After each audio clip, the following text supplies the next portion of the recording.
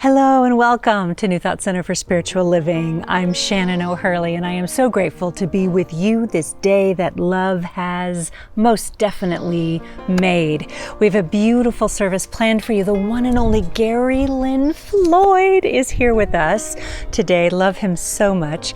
And if you are joining us for the very first time, just know, we here at New Thought Center for Spiritual Living think of ourselves as spiritual, not religious, and we are dedicated to social justice, to helping make the world work for all people everywhere. And speaking of all people everywhere, everyone is welcome here.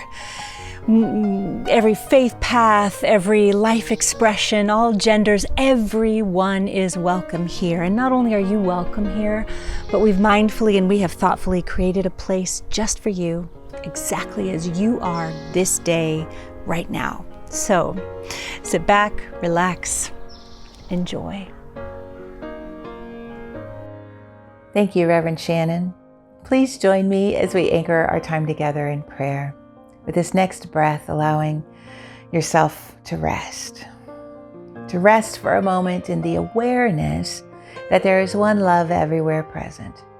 There is a peace that passes all understanding. There is a grace that is with us and for us and within us. And that this love, this peace, this grace is everywhere present, right where we are. Love resides.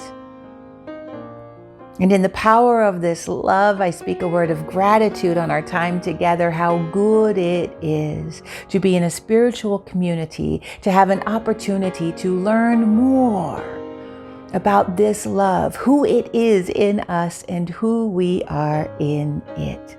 And so I speak a word of gratitude this day for New Thought Center for Spiritual Living, for the people that makes this community, for the love, for the peace, for the grace.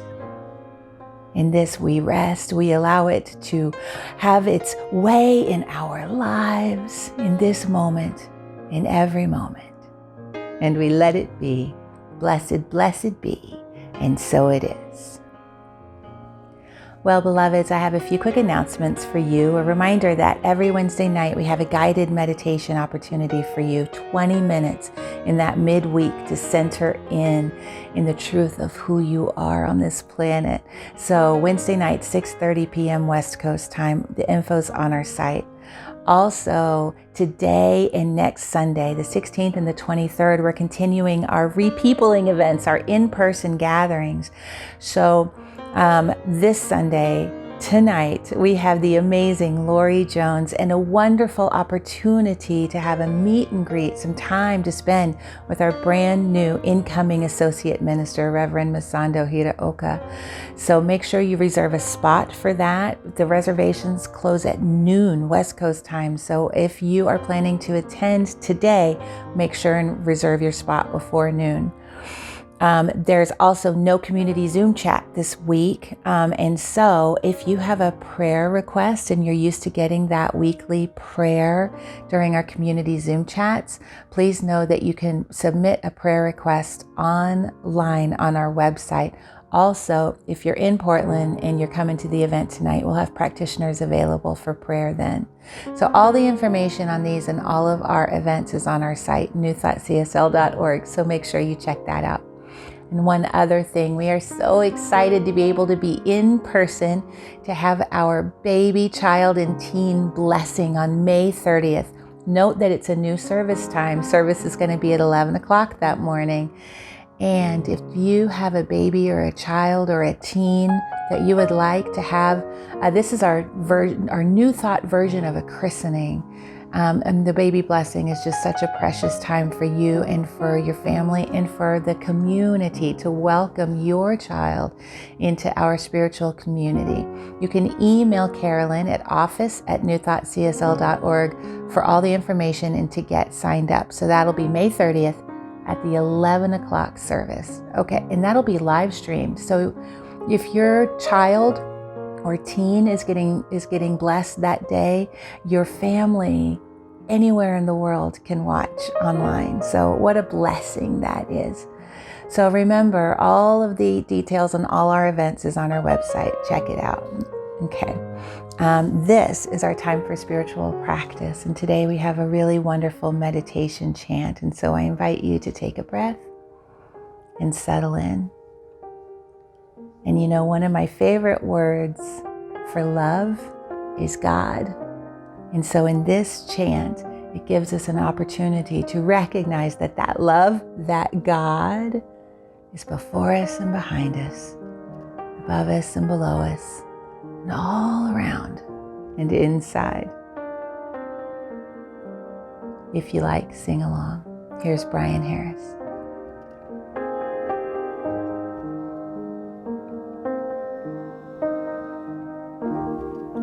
God before me, God behind me, to the left and the right. God above me, God below me, all around and inside.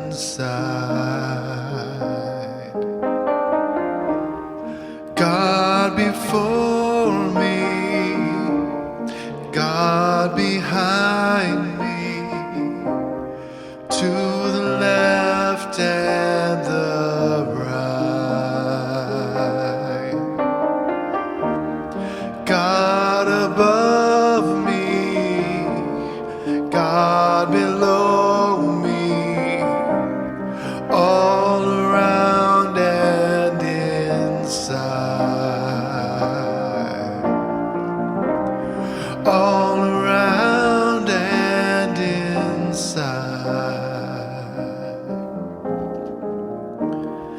God before me, God behind me, to the left and the right. God above me, God below me, all around and inside.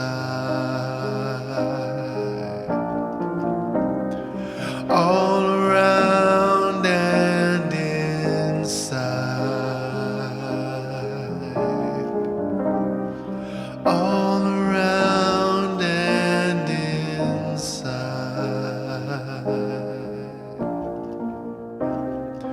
All around and inside.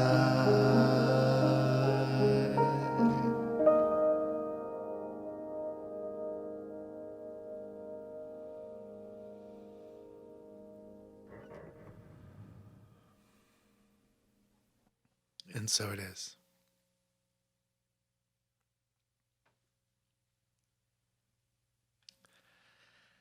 We have been so blessed over the past year to have so many amazing musicians from right here in our community and from all around the country join us to support us here at the center. And I'm so happy to welcome back once again a good friend of ours coming to us from Texas. Please give a warm welcome to Gary Lynn Floyd.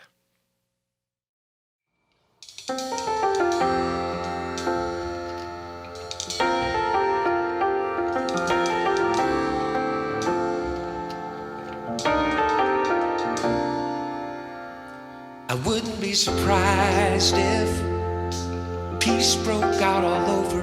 I wouldn't be surprised if I found a four-leaf clover.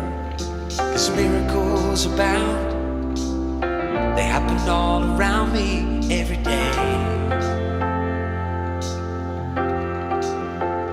I wouldn't be surprised if we put an end to hunger. I wouldn't be surprised if we just kept getting younger. 'Cause miracles abound, they happen all around me every day. And life keeps blessing me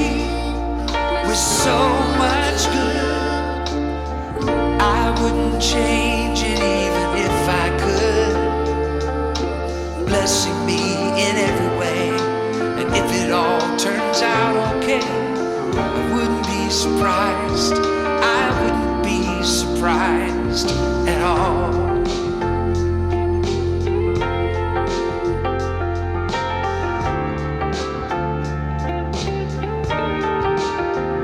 I wouldn't be surprised if we found out every answer. I won't be surprised when we find a cure for cancer, 'cause miracles abound.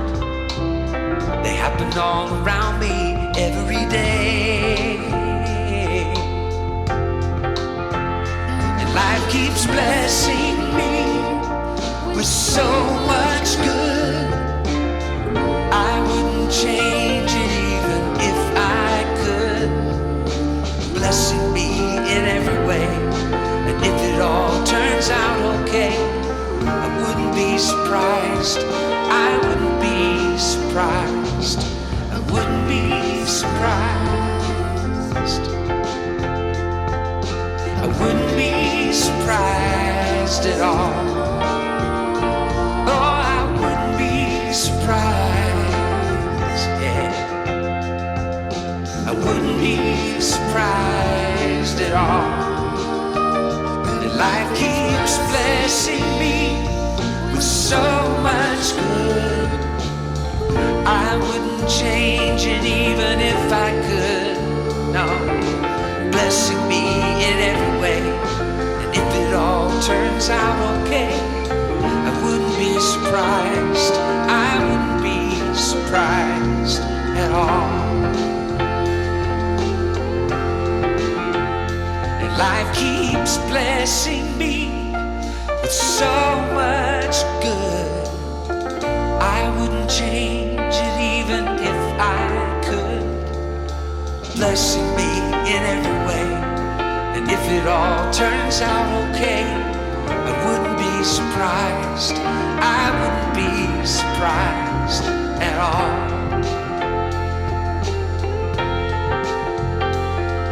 I wouldn't be surprised.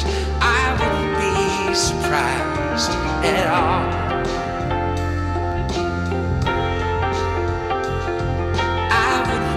Surprised.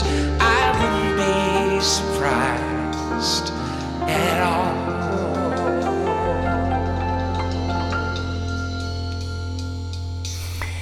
Thank you so much, Gary Lynn Floyd. I love that song. It is so dear, just like you. What a blessing to have you here with us. We're going to hear more from Gary a little bit later. I also wanted to take a moment and thank Shelley Walker for her beautiful talk the week before last called All the Good Things. If you haven't yet had a chance to watch her talk, I invite you to do so. It is wonderful. It is so worth your time. Just check that out. This past Thursday, Muslims all over the world celebrated the end of Ramadan. And as this is the holiest time in the Muslim calendar, it makes the violence that erupted in the Gaza-Israel conflict this past week that much more painful for so many people. And I just wanted to start off by saying that we hold them in love and safety, affirming peace and justice and reconciliation. Peace for all involved. Naomi Shihab Nye is a writer and a poet that I just love. And I want to begin today's talk by reading a piece of hers that I feel is just so very right for the times that we have all found ourselves in right now. It's called Gate A4. She writes, wandering around the Albuquerque airport terminal after learning my flight had been delayed 4 hours, I heard an announcement. If anyone in the vicinity of Gate A4 understands any Arabic, please come to the gate immediately. Well, one pauses these days. Gate A4 was my own gate, and so I went there. An older woman in full traditional Palestinian embroidered dress, just like my grandma wore, was crumpled to the floor, wailing. Help, said the flight agent. Talk to her. What is her problem? We told her the flight was going to be late, and she did this. I stooped to put my arm around the woman and spoke haltingly. Shudawa, shubiduk, habibti, stani shwe, min fudluk, shubitsawe. The minute she heard any words she knew, however poorly used, she stopped crying. She thought the flight had been canceled entirely and she needed to be in El Paso for major medical treatment the next day. I said to her, "No, we're fine, you'll get there. Just later. Who's picking you up? Let's call them." So we called her son. I spoke with him in English and I told him that I would stay with his mother and that I would sit with her on the plane and ride next to her. She talked to him, and then we called her other sons just for the fun of it. And then we called my dad, and he and she spoke for a while in Arabic and found out, of course, they had 10 shared friends. Then I thought, just for the heck of it, why not call some Palestinian poets I know and let them chat with her? This all took up about 2 hours. Telling of her life, patting my knee, answering questions. Then she pulled a sack of homemade mamoul cookies, little powdered sugar cookies, crumbly mounds stuffed with dates and nuts from her bag, and was offering them to all the women at the gate. To my amazement, not a single woman declined one. It was like a sacrament. They all took the cookie. The traveler from Argentina, the mom from California, the lovely woman from Laredo, we were all covered with the same powdered sugar and smiling. There is no better cookie. And then the airline broke out free apple juice from huge coolers, and 2 little girls from our flight ran around serving, and they were covered with powdered sugar too. And I noticed my new best friend, by now we were holding hands, had a potted plant poking out of her bag, some medicinal thing with green furry leaves, such an old country tradition. Always carry a plant, always stay rooted to somewhere. And I looked around that gate of late and weary ones, and I thought, this is the world I want to live in, the shared world. Not a single person in that gate, once the crying of confusion stopped, seemed apprehensive about another person. They took the cookies. I wanted to hug all those other women too. This can still happen anywhere. Not everything is lost.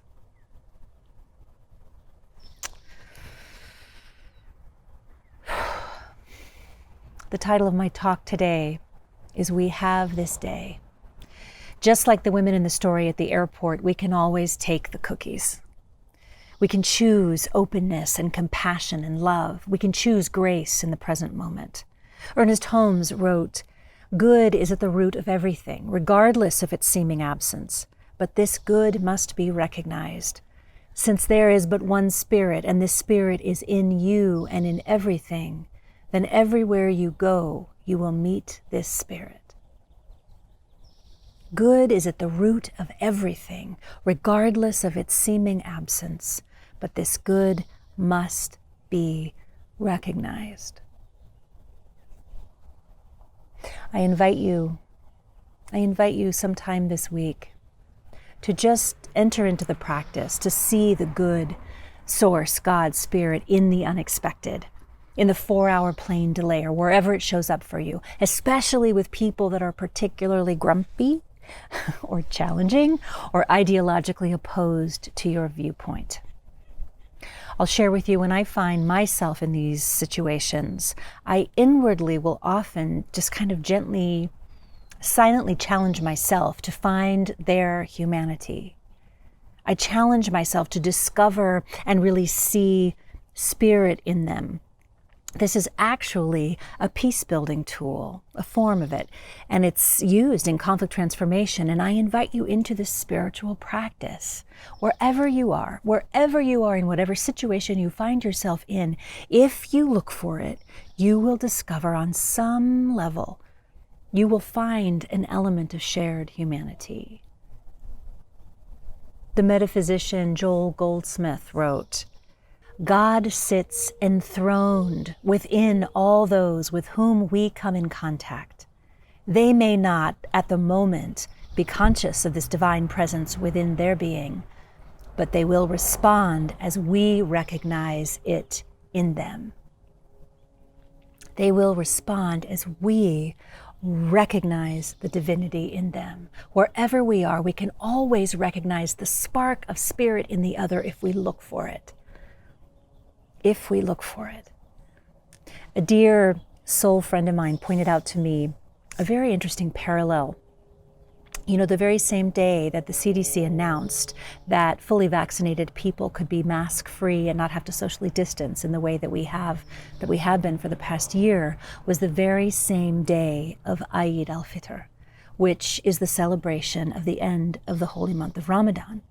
So as Muslims around the world celebrate the end of the fasting of Ramadan, those of us who are fully vaccinated or intend to be are also celebrating the end or the release of mask wearing and socially distancing ourselves. We are collectively, in essence, coming out of a time of fasting from in-person connection with one another. We are in the process of breaking the fast of separation from each other. And of course, there are still folks, you know, who for whatever reason have not been vaccinated. And I pray that they wear their masks in order to protect themselves. And depending on their reasons for not vaccinating, it's different for everyone. Some people actually cannot get vaccinated for medical reasons.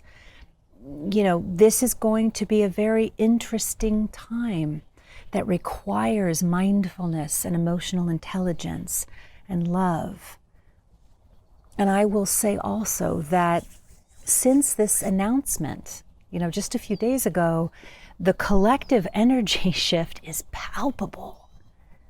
Can you feel it? It's palpable.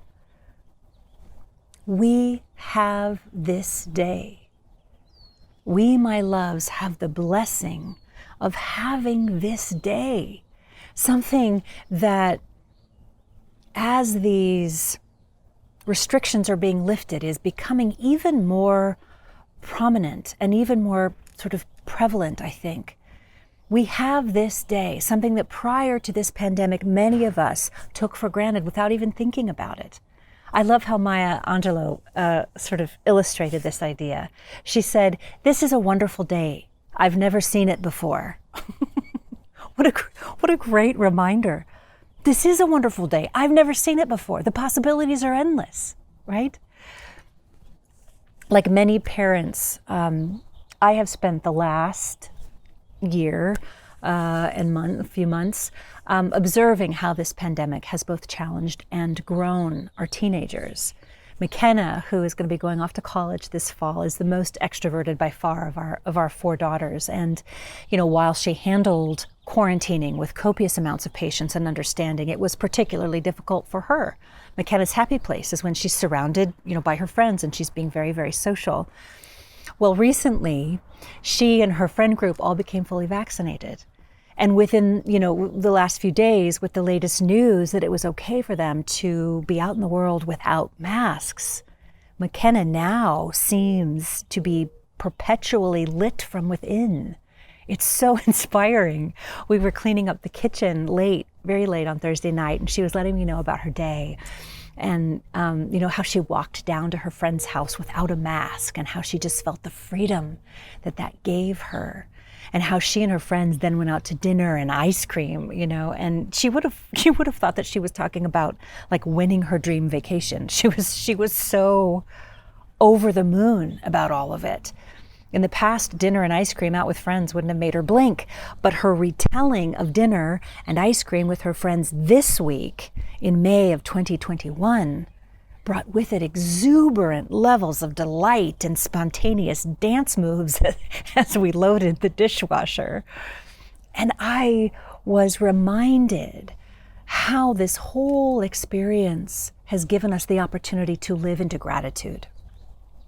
But not the kind of rote platitudes of gratitude that we, I think in the past, may have mindlessly slipped into.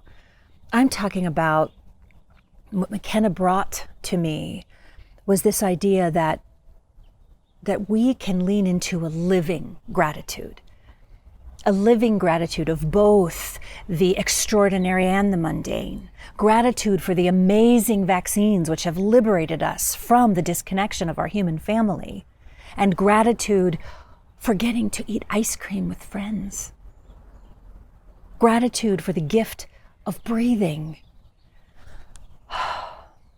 and gratitude for the ability to see faces again. Faces. my friends, out in the world, beautiful, shiny faces, and their smiles that heal us. We have an opportunity here to not only experience, but to actually live our gratitude. I invite you to just for a moment bring into your mind's eye anything at all from this morning or today that brought you the slightest modicum of joy. Perhaps it was that first sip of coffee or tea, or maybe it was, the light that came through the curtains as you opened them this morning, or perhaps the sound of children playing or laughter down the street, or the sound of your own breath in meditation. And if you are right now experiencing grief, as so many people are, if you can also try to just connect to a small joy that you had today, something, anything that made you smile, even if it were inwardly for a moment, anything that may have even softened you a bit. If you can tune into the grace of that moment and allow yourself to fully feel that moment, this, my friends, is the start of our collective healing, individually and collectively. As you begin to practice this art of presencing yourself to the small joys in life, you will naturally become more grateful. And as you naturally become more grateful, you will become even more present. And as you become even more present to the love that is right here, you, my friends, will become happier. The Buddha taught this. It's ancient.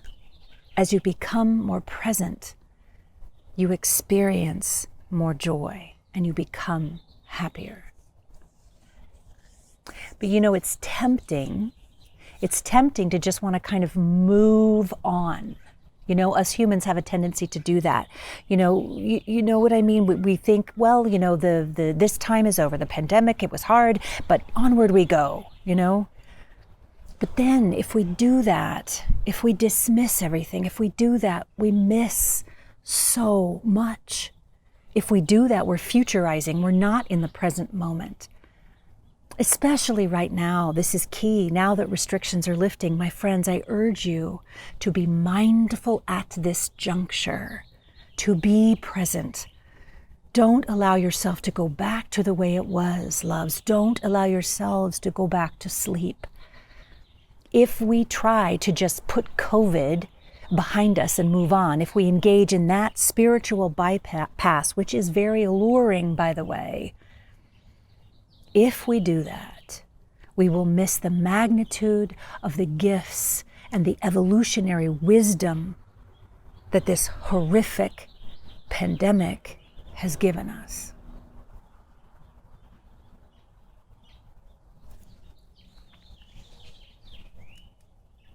As we collectively move into this next phase of our lives, I'm going to invite each of us to pay special attention to that which we used to take for granted.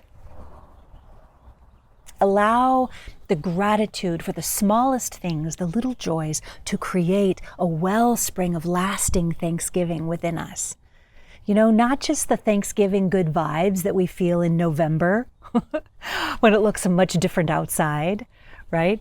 Not just those feelings that we have around our Thanksgiving table with turkey or tofurkey or cranberries, but rather a movable feast of Thanksgiving that we can always carry with us and carry within us.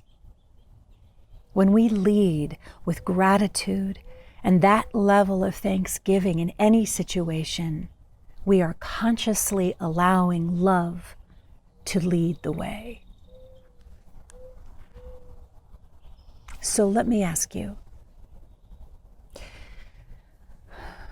what would it feel like for you to get up tomorrow morning with a felt sense in your heart of what a privilege and honor it is to have another day? That's the level of thanksgiving I'm talking about here. Understanding that your presence on this planet is needed and it is a blessing to all who cross your path. How might that change your day? How might that change you and how you show up, recognizing that each day is a privilege and an honor to be present to? You know, we're always a choice, and these choices are more often than not actually quiet. These choices are small and intimate inner moments and decisions that move the river of our daily experiences gently towards the ocean of the totality of our lived life. So often we think that to, effect change, we have to do these big, grand things. And sometimes we do, absolutely. But more often, grace is found in our small daily choices. And what I have found personally that I want to share with you is that grace is the act of being present, being as present as humanly possible. Like when we choose to see the face of God in one another, even when it is difficult to do so. And in doing this, we create a ripple effect and collectively pour more peace into the ocean of humanity. That's what happens. And we can do this, my friends, while marching and protesting and voting and protecting the rights of others, which are all outward signs and tangible actions that illustrate our fundamental belief that, as Ernest Holmes said, there is but one spirit, and this spirit is in you and in everything, and everywhere you go, you will meet this spirit.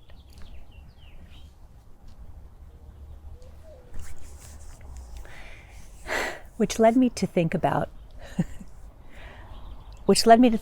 this next piece. Because here's the thing. Here is the deal. All we can ever do is our best. All we can ever do is the best we can do. And so often we miss the opportunities to recognize the divine because we've somehow set it up in our mind that being spiritual looks a certain way. That being spiritual behaves a certain way, And sadly, we live in this perfectionist society that we have even superimposed our perfectionism, our limited and totally unrealistic ideas of what it means to be spiritual onto ourselves and others, missing the powerful truth that the indwelling spirit of love lives right here. It lives within our very human and often messy selves. So it follows that spirit is in the very midst of us, even when we are acting messy. We teach that God or spirit or source is everywhere present in, through, and as all things. And that includes in our awkwardness and our vulnerability, when we're flailing and when we're failing. God is in all of it, accompanying us on our very human journey, but so often we miss it at those times within ourselves and others. Charmaine Hughes tells a story about this very thing that I absolutely love.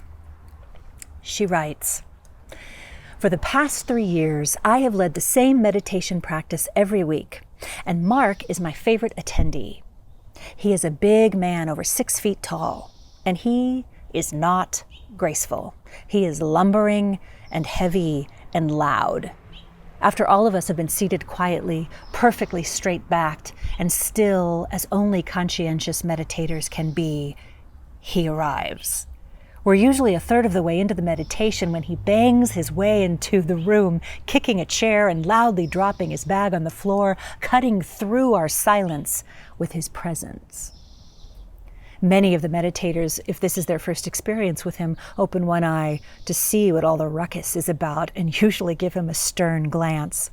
After all, he's disturbing their serious endeavor.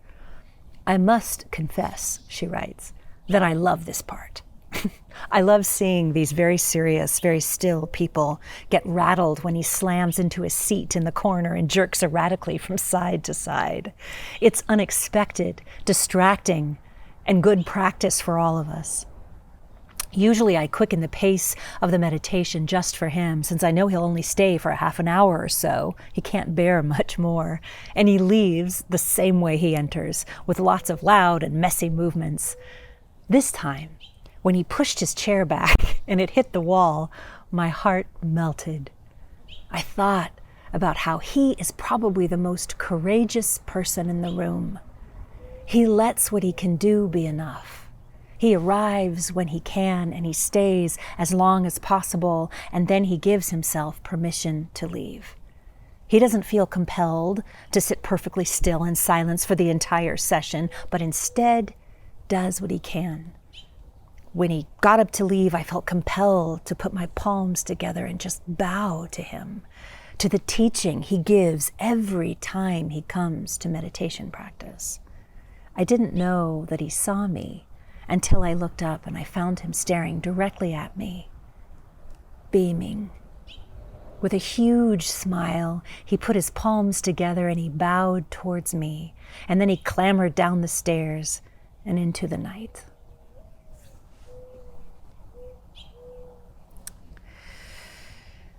My friends, the more that we can expect to see the divine in the most unlikely places and most unlikely people, in the midst of human messiness and clamoring, the more we will habitually recognize the divine within our own frailties and awkwardness and uncertainty. The 13th century Christian mystic Mechtild of Magdeburg wrote, "The day of my spiritual awakening was the day I saw and knew I saw all things in God and God in all things." We have this day, beloveds. Let us lean into it and seek out our shared humanity. Let us make the choice to find the good, to take the cookies. And as we break this fast from disconnection and separation from each other, let us consciously allow the small joys in our life to become a lasting, living gratitude, a movable feast of thanksgiving within us, in our way of being in the world. Let us, beloveds, remember what a privilege it is to have this day, and to let ourselves see God, see Spirit in the difficult and the messy and the vulnerable and the awkward, understanding that this practice will help us see more God within ourselves.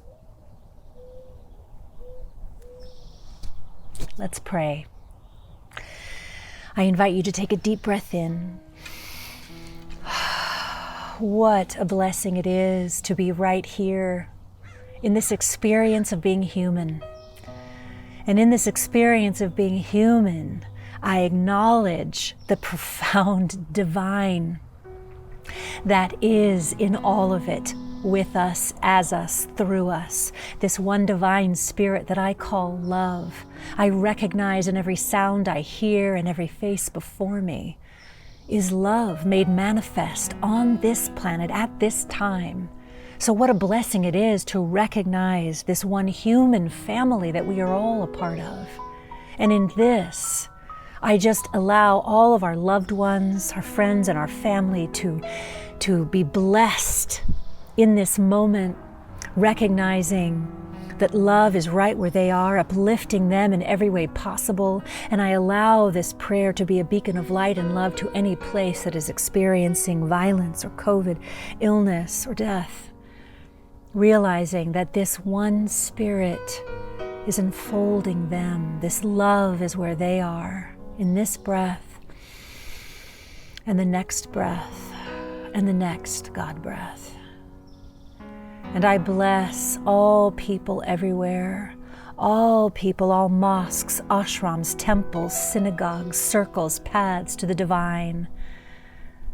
I bless this human family I am so grateful to be a part of it. I am so grateful for this spiritual community. I'm so grateful for the blessings that overflow into our lives as our lives.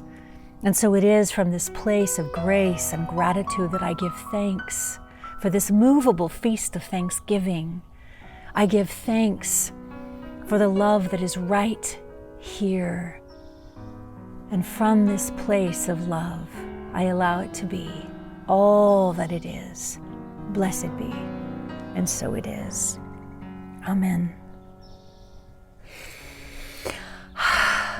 Blessed be. I'll see you in a bit.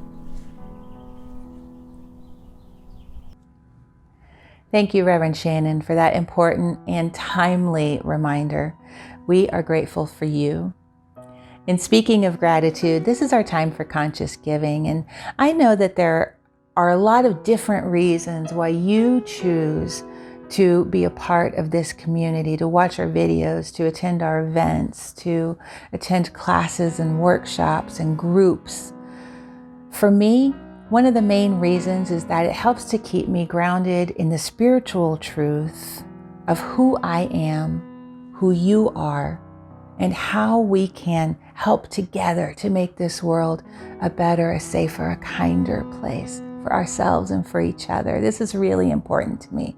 So this spiritual community does all of that for me, and I'm really grateful. And that's why I choose to give. Why do you choose to give? Whatever your gift is, I want you to know that it is received with love and with gratitude, and that we depend on your financial support to be able to do what we do. So we are extremely grateful. There are lots of ways that you can give. All the information is on our site. You can give online, you can mail in your gift, or you can text to give at 503-966-3236. So whatever your gift is today, thank you, and let's speak a word of blessing on it together. From the love of pure spirit within me, I bless this gift. I send it forth to heal and bless and prosper. It does good work in the world and returns to me multiplied abundantly. And so it is. And now, here again, the magnificent Gary Lynn Floyd. Everybody get up on your feet. See the light in everybody you meet. Everybody get up on your feet. See the light in everybody you meet. Let us be reminded of who we've come to be. We are love, we are one big family. Hey, hey, yeah, yeah. Hey, hey, hey, yeah, yeah. Sing it if you know it. Everybody get up on your feet. See the light in everybody you meet. Everybody get up on your feet. See the light in everybody you meet. Let us be reminded of who we've come to be. We are love, we are one big family. Hey, hey, yeah, yeah. Hey, hey, hey, yeah, yeah. Let us make a joyful sound. Let us make a joyful sound. Here we stand on holy ground. Let us make a joyful sound. Here we stand on holy ground. Let us make a joyful sound. Hey, hey, hey, hey. Everybody get up on your feet. See the light in everybody you meet. Everybody get up on your feet. See the light in everybody you meet. Let us be reminded of who we've come to be. We are love, we are one big family. Hey, hey, yeah, yeah. Hey, hey, hey, yeah, yeah. Playing for me Brian now.